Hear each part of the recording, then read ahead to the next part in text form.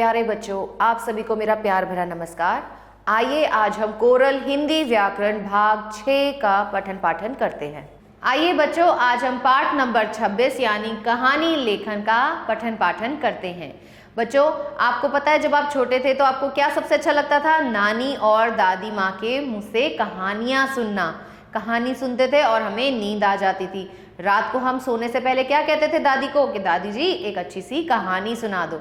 तो कहानी सुनना और पढ़ना सभी को बहुत अच्छा लगता है। प्राय सभी अपने बचपन में घर में दादा दादी या बड़े बूढ़ों से कहानियाँ सुनते हैं। बच्चों को तो कहानियाँ विशेष रूप से प्रिय होती हैं। तो कहानी के क्या क्या प्रमुख अंग होते हैं? इसके 4 प्रमुख अंग होते हैं बच्चों। कथावस्तु, पात्र, कहानी का उद्देश्य और कथोपकथन। कथावस्तु, कहानी के पात्रों का जो सुख दुख और कार्य का वर्णन होता है उसे कथावस्तु कहा जाता है।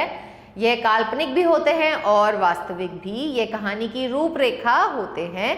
फिर आते हैं कहानी के पात्र। कहानी किसके बारे में है? राजा रानी के बारे में है, राजकुमार के बारे में है, चोर डाकू आदि जिसका भी वर्णन होता है उसे हम पात्र कहते हैं। उद्देश्य, प्रत्येक कहानी का कोई ना कोई शिक्षा अवश्य होती है। तो जो भी कहानियाँ आप पढ़ते हैं या सुनते हैं उसमें कोई ना कोई छिपा हुआ उद्देश्य अवश्य होता है। उसका कोई ना कोई सीख होती है जो शिक्षा वो हमें देती है। कहानी का यही प्रयोजन कहानी का उद्देश्य कहलाता है।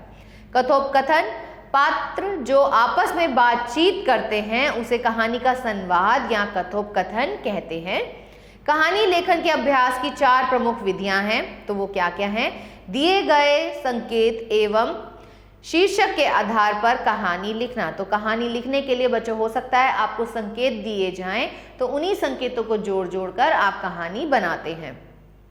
दिए गए चित्र के आधार पर कहानी लिखना। तो हो सकता है आपको कोई चित्र दिया जाए और उसे देखकर आपको कोई कहानी लिखनी हो। अधूरी कहानी को पूरा करना। हो सकता है कहानी आधी आपके लिए छोड़ी गई हो जिसे आप पूरी करेंगे। स्मरण के आधार पर कहानी लिखना। कहानी लेखन के विषय में महत्वपूर्ण बातें। कहानी लिखते समय निम्नलिखित बातों का ध्यान रखना चाहिए। कहानी की रूपरेखा बना लेनी चाहिए। जब आपको कहानी लिखनी है बच्चों, पहले ही अपने दिमाग में उसकी एक रूपरेखा हमें बनानी चाहिए, उसको हमें लिख लेना चाहिए। कहानी का आरंभ रोचक तथा अंत में शिक्षा कोई संदेश या प्रेरणा अवश्य होनी चाहिए। तो जब आप कहानी लिख रहे हैं तो उसका शीर्षक जो है वो बहुत रुचिपूर्ण होना चाहिए। जब आप शुरू करें तो भी आप बहुत सरल और अच्छी भाषा लिखें और जब आप अंत करें तो उसका कहानी के अंदर कोई एक शिक्षा उसमें होनी चाहिए। कहानी की भाषा सरल होनी चाहिए, स्पष्ट होनी चाहिए और निश्चित होनी चाहिए। कहानी में आवश्यकता अनुसार ही पात्र होने चाहिए, पात्रों की भरमार नहीं होनी चाहिए। तो आपको ये ध्यान रखना है कि आप उसमें कम से कम पात्रों को लें। प्रत्येक पात्र का संवाद स्पष्ट होना चाहिए। कहानी में विचारों या वाक्यों का दोहराव नहीं होना चाहिए। तो आपको कोशिश यही करनी चाहिए कि आप अपनी कहानी को बहुत सरल भाषा में लिखें, वाक्यों को बार बार उसमें ना दोहराएं। कहानी सदैव भूतकाल में ही लिखी जाती है। कहानी लेखन के कुछ उदाहरण इस प्रकार है। नीचे दिए गए संकेतों के आधार पर संक्षिप्त कहानी लिखिए तथा उसे मिलने वाली शिक्षा का उल्लेख भी कीजिए। तो यहाँ आपको कुछ संकेत दिए गए हैं और उन्हीं के हिसाब से हमने यहाँ कहानी लिखी है। आइए देखते हैं कहानी। किसी वन में एक शेर रहता था। वह प्रतिदिन किसी न किसी जानवर को मार देता था तथा उसे खाकर अपनी भूख मिटाता था। जंगल के सभी जीव जंतु बहुत भयभीत तथा दुखी थे, पर वे बेचारे को कर भी क्या सकते थे। एक दिन सभी ने एक सभा बुलाई और इस समस्या पर विचार किया।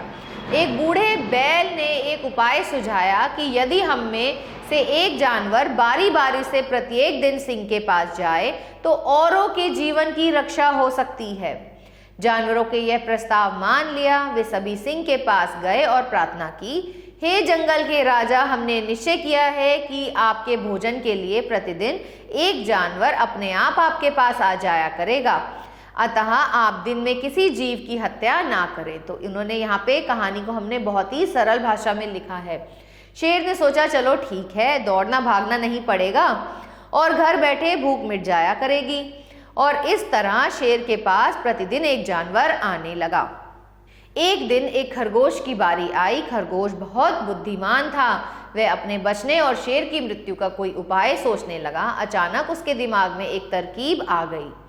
वह देरी से शेर के पास पहुंचा। शेर बहुत भूखा था। वह क्रोध से दहाड़ा और बोला, मूर्ख खरगोश, इतनी देर से क्यों आए? जानता नहीं मुझे कितनी भूख लगी है? तो खरगोश क्या कहता है, मैं क्या करता महाराज, मैं आपके पास आ ही रहा था कि मुझे दूसरा शेर मिल गया। दूसरा शेर?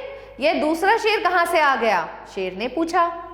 इसके बारे में मैं क्या कह सकता हूँ, मैं तो बड़ी मुश्किल से बच बचाकर आपके पास आया हूँ। अब आप मुझे खाकर अपनी भूख मिटा लीजिए।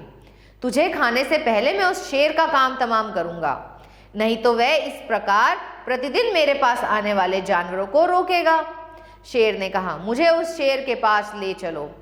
खरगोश शेर को एक कुएं पर ले गया। वह बोला, आपके डर से वह शेर इस कुएं में छिपा बैठा है। शेर ने कुएं में झांका। उसे पानी में अपनी ही परछाई दिखाई दी। अपनी ही परछाई को दूसरा शेर समझकर वह कुएं में कूद गया और फिर बाहर नहीं निकल पाया। तो इस कहानी से हमें क्या शिक्षा मिली? बुद्धि बल से सभी काम बन जाते हैं। आइए बच्चों, इसका अभ्यास कार्य देते हैं। इस अभ्यास कार्य में भी बच्चों आपको रूपरेखा दी गई है और इसी रूपरेखा के आधार पर आपको यहाँ पे कहानी को गढ़ना है। इसलिए बच्चों आप अपनी अभ्यास पुस्तिका में इन सभी कहानियों का अभ्यास करेंगे। आशा करती हूँ आपको यह पाठ अच्छे से समझ आया होगा। मिलते हैं अगले पाठ में, तब तक के लिए आभार।